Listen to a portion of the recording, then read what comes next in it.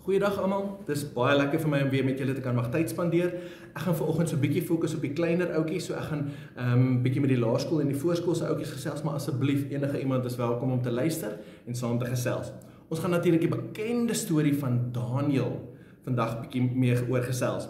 Nou Daniël, die oomblik as ek Daniël sê, sal almal dink Daniël in die leeukuil. En ja, julle is reg. Dis juist presies daardie gedeelte van die storie wat ek op wil fokus vandag. Maar net om seker te maak almal verstaan en almal is op dieselfde stasie, kom ons gesels gou oor die storie van Daniël. Nou Daniël en sy vriende is Jode en leef in 'n tyd waar die Joodse volk in ballingskap geneem is deur die Persiërs.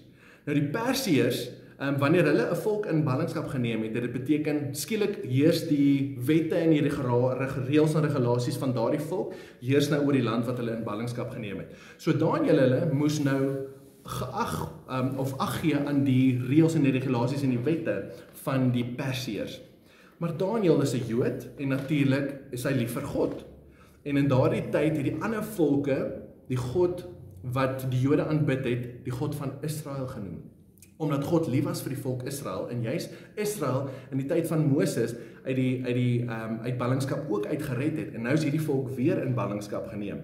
Nou wat baie belangrik is om te weet is Daniël was in goeie verhouding met die koning van die Persiërs. En Daniël het 'n indruk gemaak op die koning en die koning was baie lief vir Daniël. En dit is belangrik om te weet dat in daardie stadium het elke koning raadgewers gehad wat hom raad gegee het oor hoe om die land te bestuur.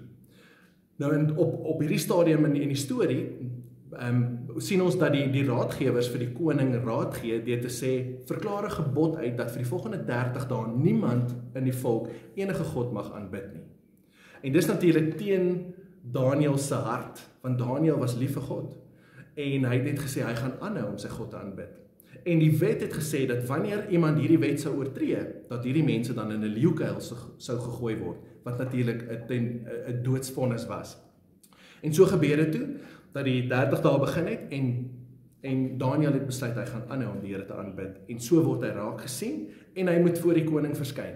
En daar moet koning Darius sy vriend Daniël ter dood veroordeel en hom in die leeukuil laat gooi. En die volgende oggend natuurlik ken ons almal die storie, toe die koning by die leeukuil kom, wat gebeur? Daniël is nog steeds lewendig. Hy laat Daniël uit die leeukuil uitkom en so hoor die hele volk natuurlik saam met koning Darius dat Daniël se God het hom beskerm en die leeu's se bekke gesluit. Nou dit is eintlik 'n amazing storie, maar wat die beste is van hierdie storie is daarna het die koning verklaar dat almal wat geplot het of gekomplot het om hierdie wette uit te roep, nou in die leeukuil moes gegooi word en die hele volk moes nou Daniël se God aanbid. Nou dit is eintlik 'n wonderwerk wat gebeur het, want as gevolg van een persoon, Daniël se getroue aanbidding van God, het 'n hele volk nou blootstelling gekry en moet hulle ook nou daardie God aanbid. Nou daar's vir my 3 belangrike lessies wat ons uit hierdie gedeelte uit Daniël leer. En hierdie 3 dinge moet julle in julle harte vasmaak vandag en dit probeer onthou. Die eerste belangrike les is dat wanneer ons getrou bly aan God, sal God ons beskerm. Daniël het teen die wette gegaan en hy het getrou gebly aan God toe daar 'n wet uitverklaar was dat hy nie mag vir God aanbid nie. En as gevolg van die feit dat hy getrou gebly het aan God, het God hom beskerm. Nou dis net so vir ons, as ek en jy vandag se tyd getrou bly aan die Here, beloof hy ons dat hy ons sal beskerm.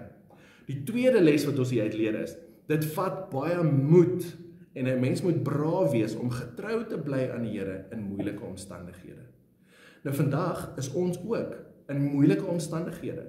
Ons sit met die coronavirus, ons sit met al hierdie vrae en al hierdie onsekerheid en gaan ons nog weer skool gaan hierdie jaar, wat gaan gebeur?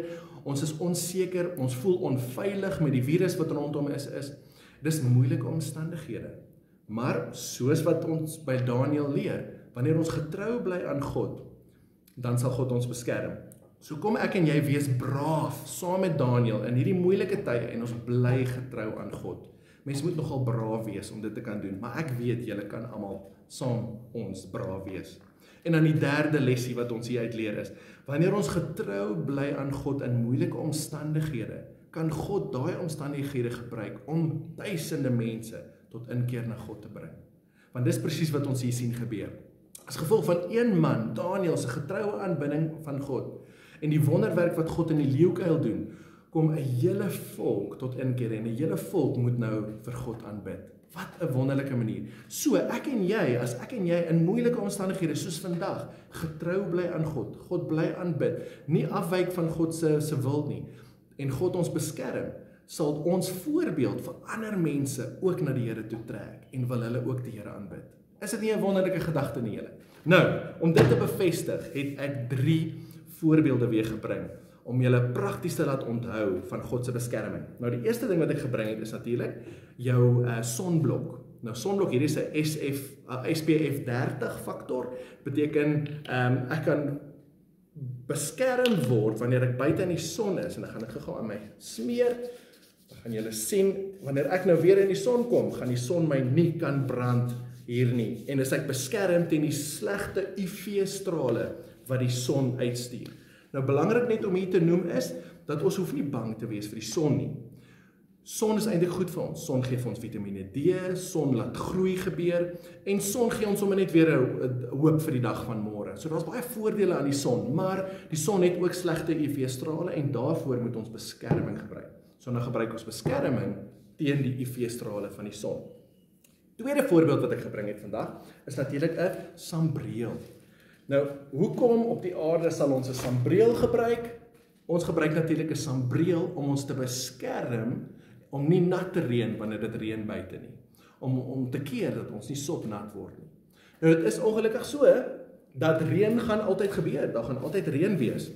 Maar ons kan kies om nie sopnat te word nie, deur onsself te beskerm, deur die sambreel te gebruik. Nou weer eens, ons hoef nie bang te wees vir die reën nie. Reën is wonderlik, reën bring groei, reën bring nuwe lewe, reën bring water wat ons almal so brood nodig het. So reën is 'n goeie ding, maar reën kan ons ook sopnat maak, né? En ons kan verdrink in water, te veel water. Daarom gebruik ons 'n sambreel om ons te beskerm om sopnat te reën. En dan die derde voorbeeld wat ek gebring het is natuurlik muskietafweerder. Nou die muskietafweerder gebruik ons wanneer ons op plekke is waar ons weet daar baie muskiete is, soos langs die water of wanneer daar vogtige lug en so is. En in die somer is daar natuurlik ook baie meer sulke muskiete, nie? Maar weer eens, ons spuit onsself en dan weet ons is beskerm teen die byt van die muskiete. Want muskiete is nie noodwendig gevaarlik nie, maar tog as hulle jou byt, dan swel dit op en dit juk en jy wil nie heeldag krap nie. So dit is belangrik dat ons sal weet, ons hoef nie bang te wees vir die muskiet nie, maar ons kan wel onsself beskerm teen die muskiete. Wat wil ek vandag vir julle sê? So wanneer ek buite in die reën kom, het ek 'n sambreel nodig om my te beskerm. Wanneer ek buite in die son kom, het ek sonblok nodig om my te beskerm. En wanneer ek in 'n muskietarea kom, dan het ek muskietafweerder nodig om my te beskerm. Nou, in moeilike omstandighede en in moeilike tye, wat het ek nodig? Wanneer dinge moeilik raak, soos nou, wanneer ons in die coronavirus is en ons is onseker en ons weet nie wat om te doen nie en ons is bang, wat het ons nou nodig? Ons het nou vir God nodig. So, soos wat ons beskerming nodig het wanneer ons in die son kom, of in 'n muskietwêreld of in die reën kom, so het ons in moeilike omstandighede vir God nodig. En ek en jy moet bly vertrou op God en getrou God aanbid, want dan kan God ons beskerm. Inteendeel, Psalm 91 sê die volgende, Psalm 91 sê hoe groot God se liefde is, en sy groot oop uitgestrekte hande, sê die Psalm, sal ons beskerm. In God se arms is ons perfek veilig. Nou dit is die lesie wat ek graag vandag vir julle wil laat onthou. Ek wil hê julle moet weet, dat wanneer dinge moeilik raak, en ons getrou bly aan die Here, is daar 'n belofte in die woord wat sê, hy sal ons red, en hy sal ons beskerm. Net soos wat hy vir Daniël beskerm het in die leeukuil, deur die leeu se monde te sluit, net soos wat die sonweerder ons beskerm teen die son, en die muskietafweerder ons teen die muskiete, en die sambreel ons beskerm teen die reën, presies net so, beloof God, in moeilike tye, as ons getrou bly aan hom, sal hy ons beskerm. So julle hoef nooit bang te wees nie, maats, want God beloof hy sal ons beskerm. Maar kom ek en jy, bly getrou aan God, en dan weet ons kan vashou aan die belofte, dat God ons sal beskerm. Nou ja, ek hoop volgende keer as jy weer sonblok gebruik, of weer muskietafweerder, of weer in die reën kom met 'n sambreel, dat jy dadelik sal dink aan God se beskerming en die belofte van God se beskerming oor ons. Dankie maats, ons gesels weer.